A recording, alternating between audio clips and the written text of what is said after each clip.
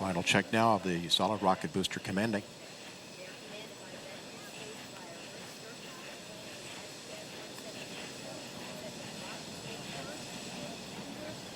"45 seconds and counting. 45 seconds to launch." ET helium inject, Delta P number 2. Standing by for the handoff. For LTC ETO3.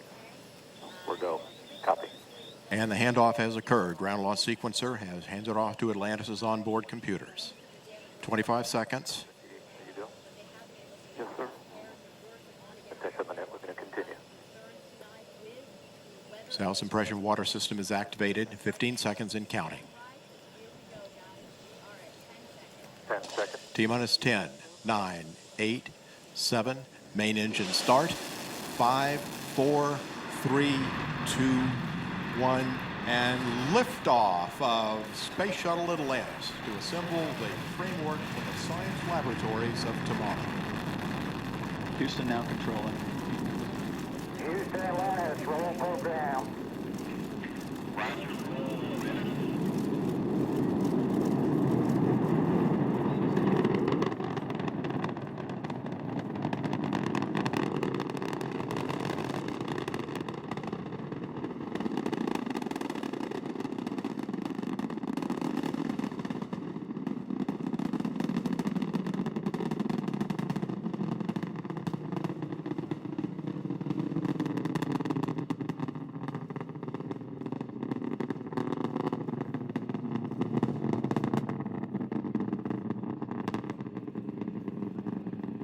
Miles.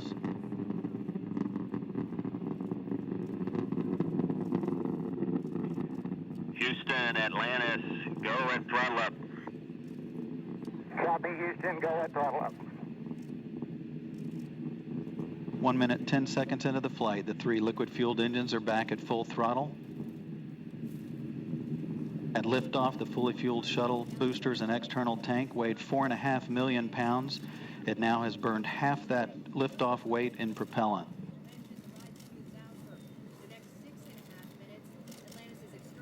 One minute, 30 seconds. All hydraulic systems in good shape. The electricity producing fuel cells also in excellent shape as Atlantis heads downrange, 18 miles from the Kennedy Space Center at an altitude of 18 miles. The next event is burnout and separation of the twin solid rocket boosters, which are burning propellant at a rate of 11,000 pounds per second.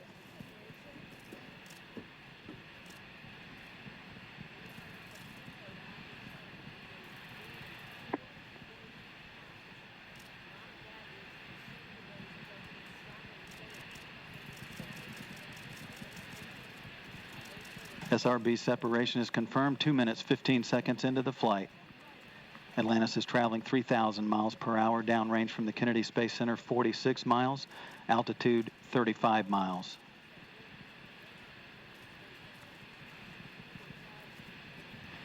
Ignition of the twin orbital maneuvering system engines on the tail of the orbiter, providing an additional boost toward ascent and heading off toward the International Space Station.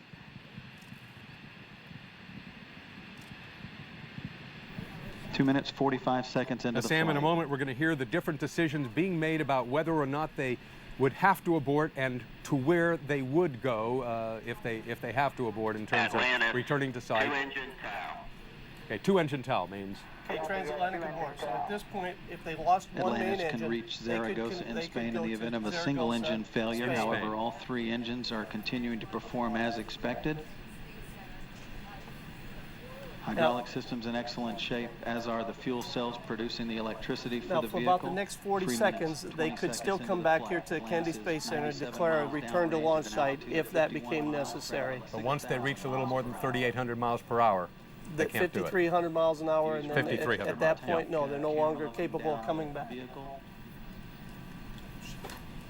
Very quiet here in Mission Control. Those calculations depend on distance and velocity. That's right. They're looking at a downrange distance and also the velocity at the point that they reach that downrange distance. And of course, those are going to be a variable. We know where that is roughly, but again, it's going to be a variable depending on the performance of the boosters, the performance of the main engines for the atmospheric condition of the day. Atlantis, negative return. Now there's your negative return call. So at this point, if they had to do an abort, they would go to a transatlantic abort site, or more preferably, they would abort to orbit, which is a much more stable abort mode. That did happen on one mission. They could get into orbit. They had a sensor telling them of a problem in one of the main engines. Right, and a main engine cutoff sensor. They actually they had 2 failed sensors. So once they had 2 invalid sensors, the engine shut itself down premature. Well, as a precautionary measure. Now, what happened? What we changed after that flight was that if you had one of those sensors fail, we inhibit the shutdown. That Holmes assist should wrap up in the next 15 seconds or so. Okay, we're going to replay the launch because there are a few sites more spectacular. The only thing I can tell you is that you've got the best seat in the house. That camera is about 150 yards from the launch pad. Lee Archambault on the forward right seat, Pat Forrester, the flight engineer between them. Steve Swanson serving as mission specialist number 1. I've got to tell you, as Sam and I were watching, and Sam has flown it 3 times and seen it countless others, he was watching it as if it was the first time. Look at that. No, there's not a better shot. There's not a better shot, and I'm telling you, I just never tire. You can see the shock waves on the main engines there, and now it's in the roll program, which is going to put it in the trajectory necessary to catch the International Space Station. The flames coming out of the back end of that space shuttle today as it lifted off the pad were over 600 feet long. So again, if there's any question about whether or not that's a safe place to be, let me answer it for you right now. It is not. And the temperatures inside the engines while it's lifting off, 6,000 degrees Fahrenheit. Yeah, unbelievable. Now look at that. Here's another angle. We're looking right down the flame trench there. That's the hydrogen or the oxygen and hydrogen exhaust there. Pure water vapor, solid rocket booster exhausting on the other side. And again, there we are now. Clear the tower. Now Mission Control Center would take over control of the vehicle. Are you aware of all that smoke, all of which you know is going to happen, but when you're looking out the window? Okay, there was a single engine Zaragoza call, and we're now doing 9,700 miles an hour, in excess of 9,700 miles an hour. Single engine Zaragoza being one of the 3 backup landing positions on the eastern side of the Atlantic. 2 are in Spain, 1's in France. And that means when they say single engine Zaragoza. Right. Now at that point, a single engine will get them to that site. Now, one of the things that you have to accomplish during that time as well is now you have to use your reaction control system thrusters to provide additional steering authority, because it can't steer it single engine. It depends on both the main engines. And again, so you also would use the reaction control system engines to provide additional steering commands to the spacecraft. In only about a minute, we're going to see that remarkable shot that's only been around for 3 or 4 missions, a camera that is actually attached to the external fuel tank and will disintegrate as the external fuel tank falls back toward Earth. But that camera will show us the separation of the shuttle. You'll see the bottom, the belly, the thermal tiles of the shuttle and the external fuel tank, and it's one more shot of the launch. This one from the vehicle assembly building. That shot is taken from about 3 miles away. That's a magnificent shot there. And we're 7 minutes and 34 seconds now into the ascent. They're increasing speed at the rate of about 1,000 feet per second every 10 seconds. In about a minute, they're going to be going 8 times as fast as a rifle bullet. How do you like that one? That's right.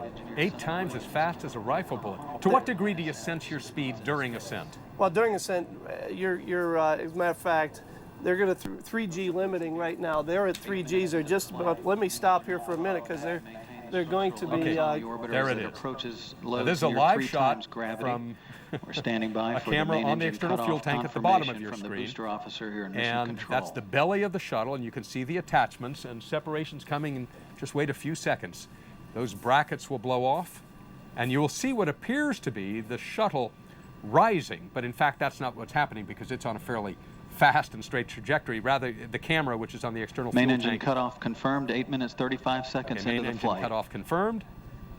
No more thrust, and it takes about 20 seconds, and they separate. What's going to happen is we're going to fire a number of thrusters here that's going to pitch the orbiter up away from the spacecraft. So we are firing thrusters to pitch it up, And now we're going to fire some Separation of additional the fuel thrusters tank has also to been translate confirmed. A away crew from the handheld external tank to photography give it setup proper will clearance. be underway shortly with a I was plus mistaken. X It is in maneuver fact that's a shuttle managed by the rising from the commander on external board fuel Rick tank. Look, there's the Sturko. tail end Yeah, of the space and shuttle. we are now on orbit.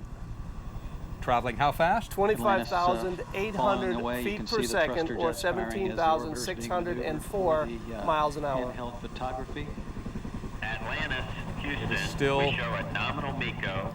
Hard to believe. I talked earlier about the metal tag that rides right now at 17,500 miles per hour in the mid-deck of Space Shuttle Atlantis that rode at the speed of a sailing vessel 400 years ago toward Jamestown, Virginia. Just look at that video there, Greg. Again, it's breathtakingly beautiful. Words can't describe it. 45 seconds into the flight, Atlantis now in orbit. And while we were watching that, we were also feeling it. Absolutely. We were feeling the shock waves, and we're about 3 miles away, and of course by the time they reached us, they'd come from even further. Well, this is a perfect viewing site for this launch because of the trajectory. When it rolled over for its orbital insertion trajectory, we were looking right down the tailpipe.